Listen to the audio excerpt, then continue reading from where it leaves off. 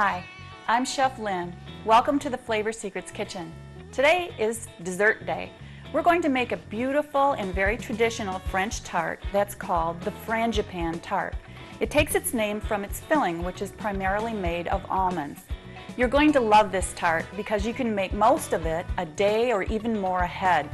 It looks very professional and it looks like it's really hard to do, but it isn't. When you see it today, you'll see how easy it is, and I know you'll feel confident in making it yourself. As with most tarts, we're going to start with the crust. What we'll put together today is called a yellow short dough. Whenever you see something that's called short dough, that means it's very high in fat, but it's going to be very dense and rich. So what you need to remember is that you can make a small tart for a lot of people. You just need a small piece to feel very full. The ingredients are simple. So as I said, we'll start with the crust. In here already, in my mixing bowl, I have a cup of butter and a half a cup of sugar. And you can see that I've already slowly mixed it together. All we have to add to this now to make the crust is 2 sieved egg yolks, and I'll show you how to do that in just a second, 1 whole egg, and 2 3/4 cups of cake flour. Be sure and get cake flour because it's much starchier than regular flour.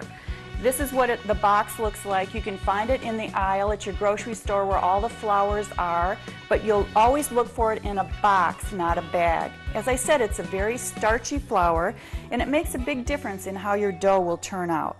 So let me show you now how to do the sieved egg yolks. This is a small sieve, and I have 2 hard-boiled eggs here. I'm going to cut these this way because I don't want to waste the rest of the egg, the white part of the egg. So if I cut these this way, I can then take my yolk out and save these for later and make some little deviled eggs or some kind of a nice hors d'oeuvre for my dinner.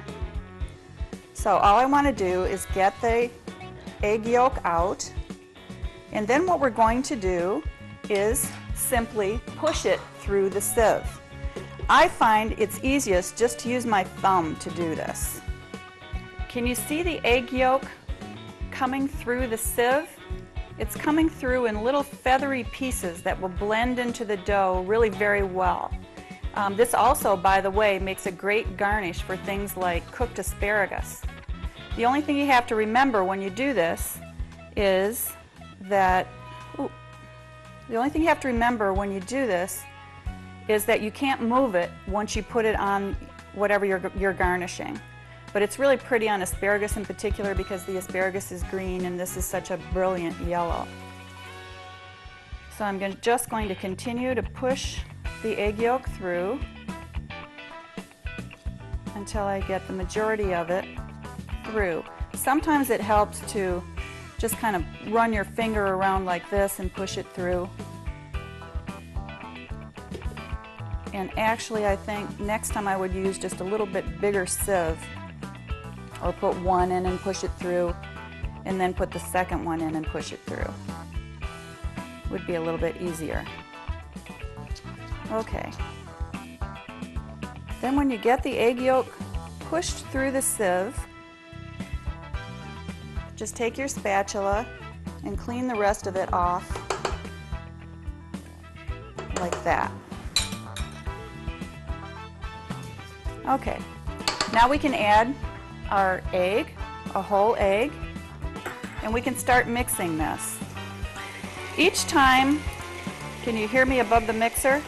Each time you mix, and this is pretty feathery here too, so we can go ahead and put that in. Each time you mix, make sure that you scrape down the bowl. And there's kind of a little knob at the bottom of the bowl. Make sure you scrape that too, so that everything gets mixed really thoroughly. Now we can just mix that up, and then we can add our cake flour. As I said, this was 2 3/4 cup of cake flour. I'm going to put it in all at once. And the reason that I have this plastic here is because sometimes when you mix flour in, it will create a dust and sort of go all over your kitchen. But if you put plastic over here, you can still see what's going on in there, and you don't have to worry about the dust going all over your kitchen. Okay, so here I'm just going to mix up the majority of it. and then finish it by hand. Okay, the best way to get dough out of your paddle here is just to use your fingers. Pull it down like this and get as much of it out as you can. Okay, at this point I can move this mixer out of the way.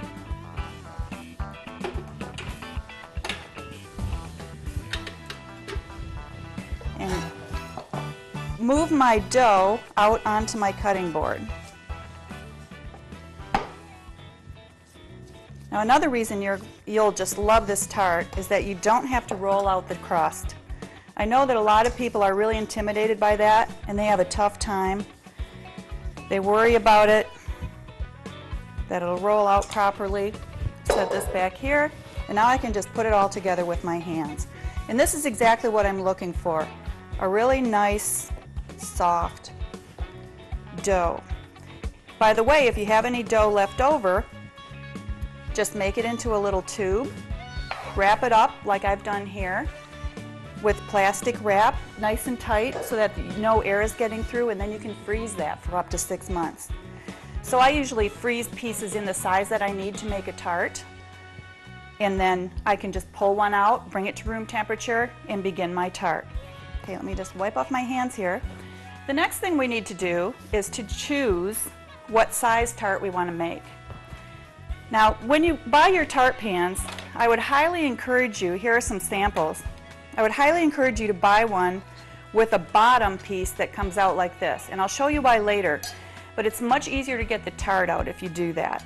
You can get them in all different kinds of sizes. You can make little individual tarts. You can make, these would also be individual tarts, or one for 4 to 6 people, one for 6 to 10 people, or a larger one like I'll show you over here in a minute that can serve 12 to 14.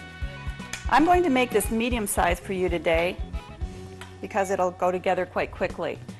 And here are a couple other tart pans that are exactly the same that you can make. You can make a square one if you like, or you can make a rectangular one. So visit your favorite cake store and you'll find exactly the size that you need. Okay, you don't have to spray your pan with a little Pam, but I like to just give it a light spray just to be safe.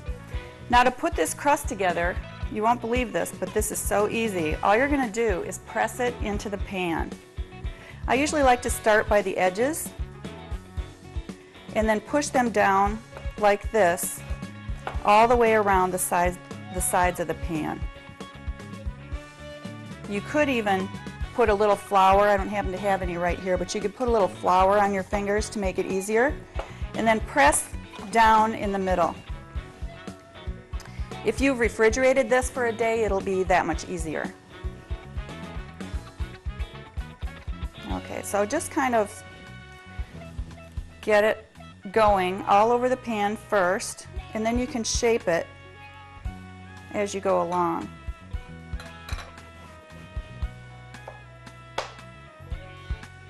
Okay, I really do need a little bit of flour on my fingers, so I'm going to go ahead and go back here, open up this flour and get some.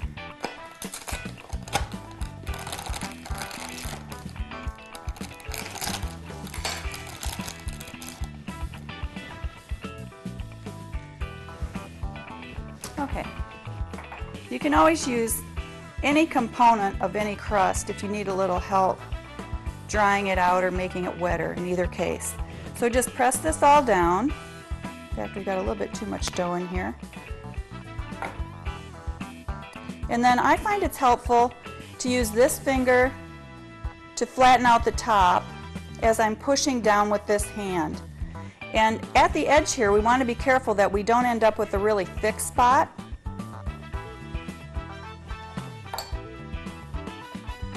So you can see that I'm pressing right down to keep this part right here the same thickness as the rest of the pie.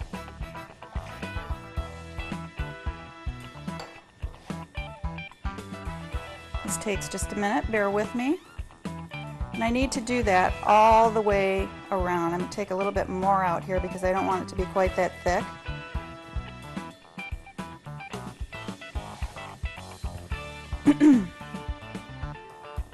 even a little bit more. If you have a pastry scraper, sometimes that's helpful in getting the crust to be all the same thickness all the way around. Okay, once you've got it all smooth, then it's time to take a look at the filling. The filling needs to be made the day before. When you put the filling together, the most important thing is that you don't aerate it, that you don't get a lot of air in it. Because this is a filling that will puff up as it cooks. Now this little piece is actually enough to make a small tart, to make a small individual tart. So I'll go ahead and save that, and later I can wrap it and put it in the freezer and save it for some time when I just want to have one tiny little tart. Okay, give me a second here to wipe this off.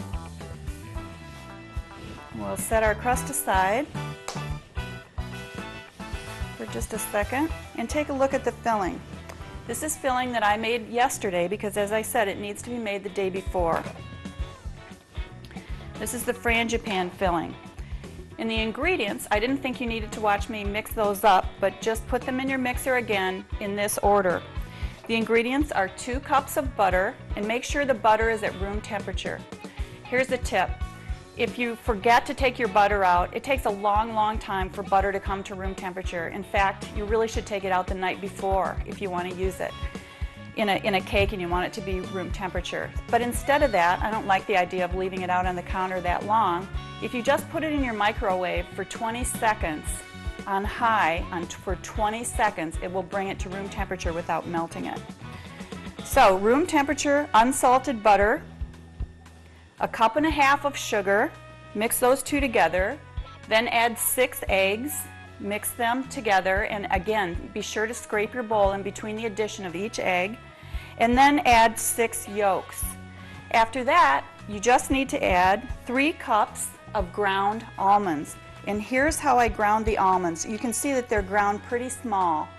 There are even feathery parts inside the almonds, so make sure you grind them up pretty well. You can do that using your food processor with the knife blade. This is what the knife blade looks like. And just push pulse until you get your nuts to the consistency that you want them. And then the last thing you need to add is a 1/2 cup of bread flour. Now there's all-purpose flour, there's bread flour, and there's cake flour, which I've already talked about today. All-purpose flour is an average kind of flour that you use most of the time when you bake. Cake flour is much starchier, and bread flour has more protein. So if a recipe calls for one or the other, be sure and use those because it makes a difference in the consistency of what you're baking. Okay, so here's the way the Frangipane will look once it's put together and you've let it sit for a day. It looks kind of like a very thick, it's much thicker than cake batter, as you can see. So now all I have to do is put this inside my crust and smooth it out. The thing I have to be careful about is that this Frangipane filling only comes about 1/2 to 2/3 of the way up the crust because it's going to actually raise up a little bit as it bakes. And if you fill your crust completely full, what will happen is your pie will come right over the edges and then you'll have to clean your oven. You can still eat the pie, it'll be fine, but you'll have to clean your oven. Okay, so I'm just going to smooth this out so that it's all about the same consistency and put just enough in to fill my crust about 2/3 of the way through. It's very thick and nutty and delicious smelling. Okay, so now that I've done that, I only have to think about my apples. These are Granny Smith apples. Granny Smith apples are always green and they're very tart. So they don't make a super sweet pie, which I like. This is more of a European style pie. So to clean the apples, what I want to do is cut them in 2, work with 1 apple at a time. Because if you leave apples out exposed to the air for very long, they're going to turn brown.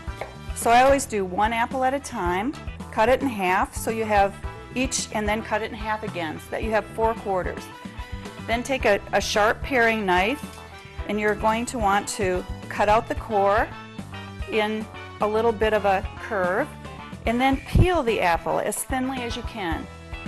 If you don't feel comfortable with peeling an apple this thinly, don't worry about it, just get out your potato peeler and use that.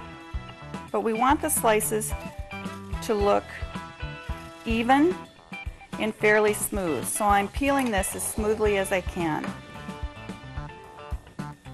Still got quite a bit of flour on my fingers. Okay, and then I want to cut the pieces as evenly as I can. So what I usually do is put this on its back and then make 5 cuts. 1, 2, 3, well, in this case it was 4 cuts. So however I start it, I'll make the same kinds of cuts in every apple. So 4 or 5 cuts through a quarter, and then I can start putting them in to my pie. And what I want to do is set these in like this and then tip them just a little bit to the right. Each one side by side and very close together. Now, I didn't want you to have to sit here and watch me peel all the apples, so I peeled the apples ahead. And this is an important make ahead tip.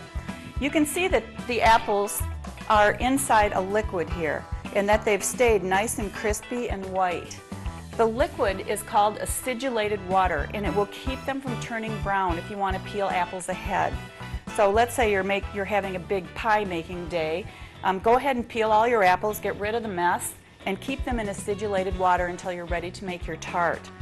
Acidulated water is basically just some water with fruit acid in it.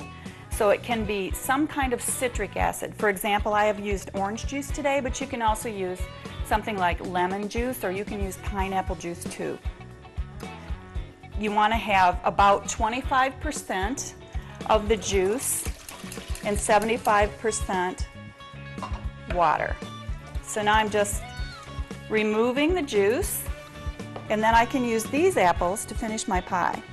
Again, I'll put these in very closely together. Turn the pie around.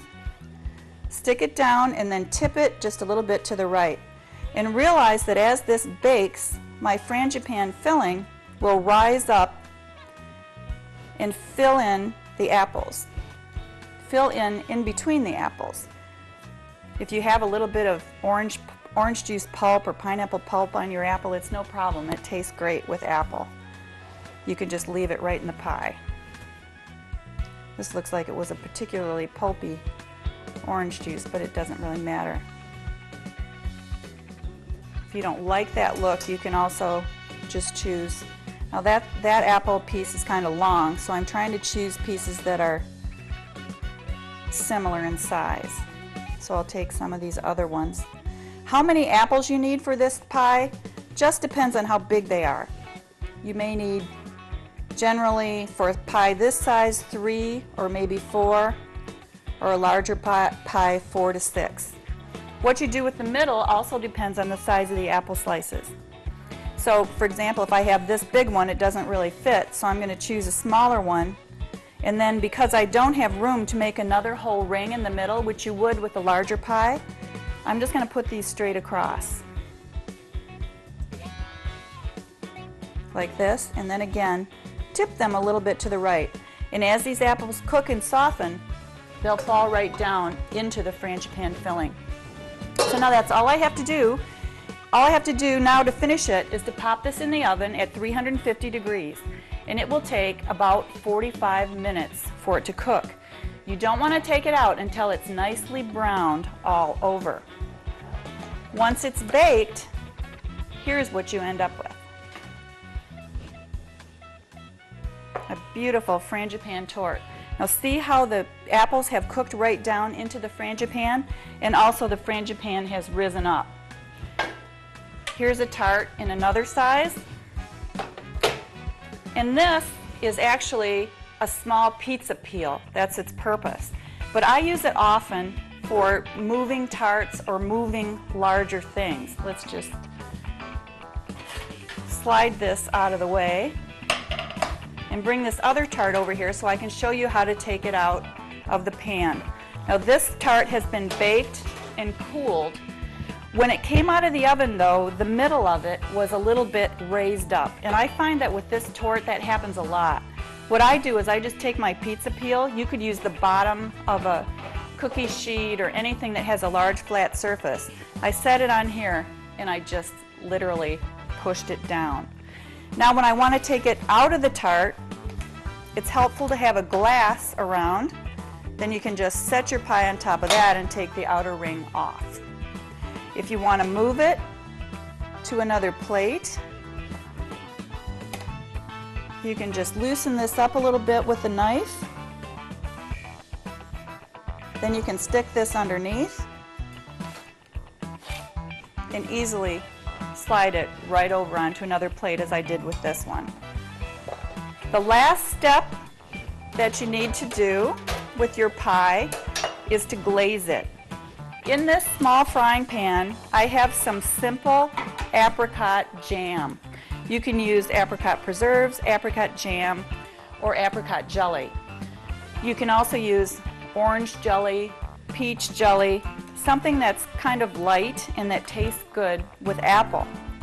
When you heat it, as you can see, I've turned the burner on underneath it. When you heat it, it changes its consistency. It becomes really thin, and then you can paint the top of your tort just like this.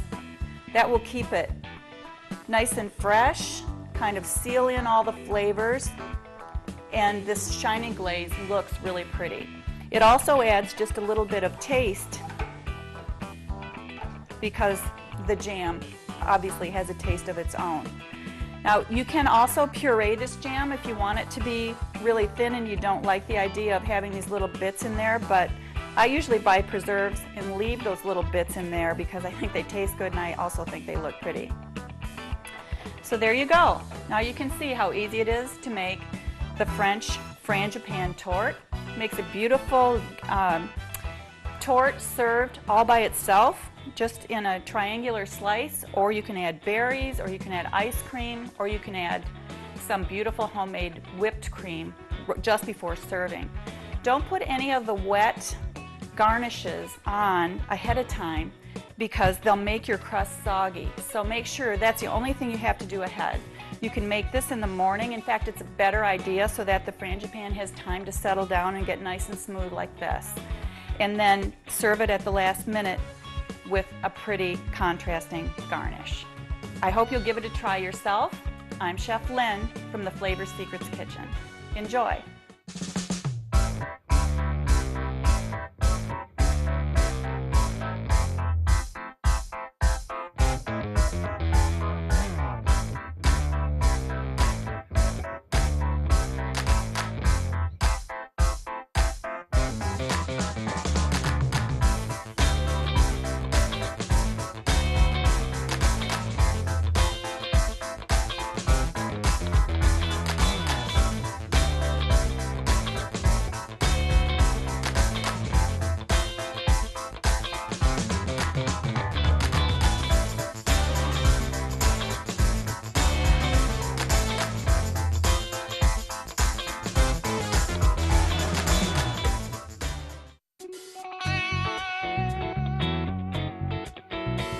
I'm Chef Lynn, and this is a Flavor Secrets tip and technique.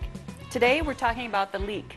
I know you can't see them, but there are 3 cameramen here who really didn't know what to do with a Leek, and they decided they'd be good maybe for sword fights or slapping water at each other, or if maybe you're in a small canoe, you could use it as an oar. But actually, that's not what the Leek is for. The Leek is a vegetable. It's actually the onion family, so it grows in layers just like an onion. It's kind of a cross between garlic and onion and has a little bit milder taste than garlic and a milder taste than onion. So it's a great vegetable to use in lots of dishes, especially seafood, when you want to have a light onion taste, but you don't want it to be really strong. Cleaning a leek is not exactly straightforward. Now it looks like the part of the leek that you would eat is from here down, but that's not the case.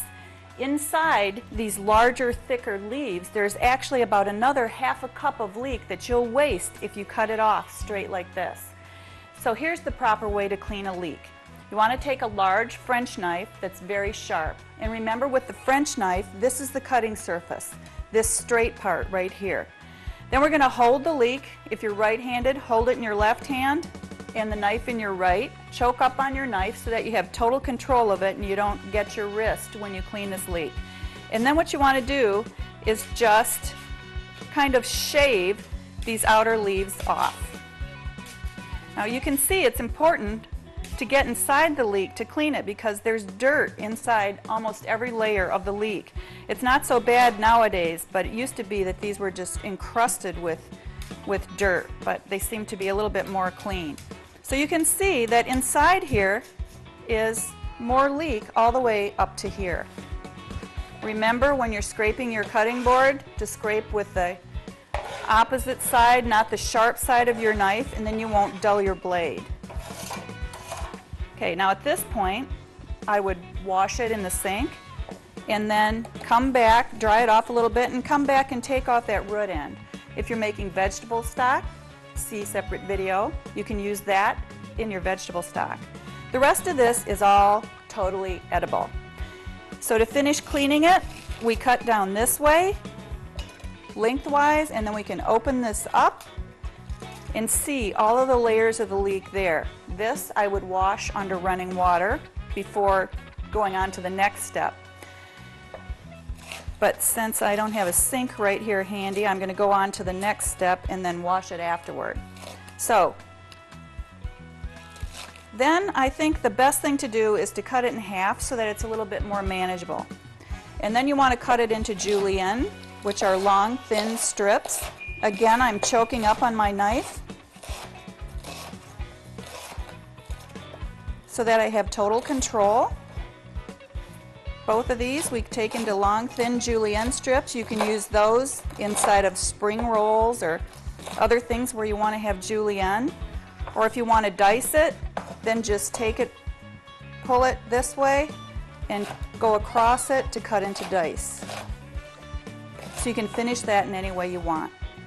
So there's how you clean and use a leek. I hope you'll make a dish using leek today. This has been a Flavor Secrets Tip and Technique.